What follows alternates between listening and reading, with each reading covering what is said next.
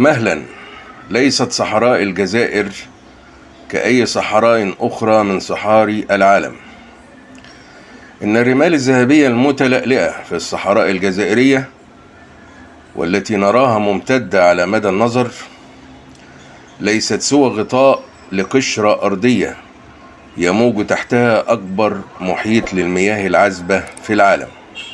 نعم، أضخم مستودع أو بالأحرى خزان مياه عذبة في العالم بأسره، محفوظ بأمان حتى الآن في قلب الصحراء الجزائرية، ويكفي الجزائر عشرات القرون. هيا بنا نكشف التفاصيل.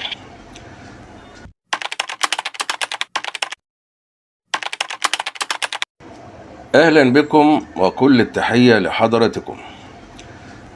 بلغة الأرقام التي لا تكذب ولا تتجمل، وبحسب ما أفضت إليه كثير من الدراسات والأبحاث العلمية الحديثة، فإن طبقة المياه الجوفية القلبية في الامتداد الشمالي للصحراء الكبرى، والتي يتركز أكثر من 70% منها في قلب صحراء الجزائر، تشكل الاحتياطي الأكبر في العالم من المياه العذبة.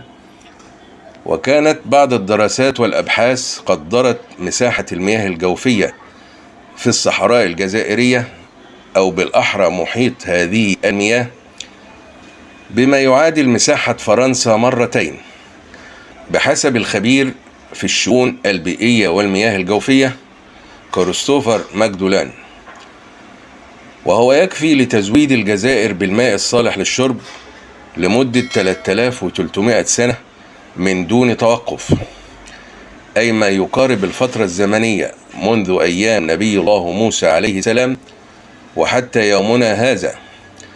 وجغرافيا تبدأ مياه هذا المحيط الجوفي تحديدا من منطقة بوسعادة والمناطق المجاورة لها، مرورا بوسط الصحراء.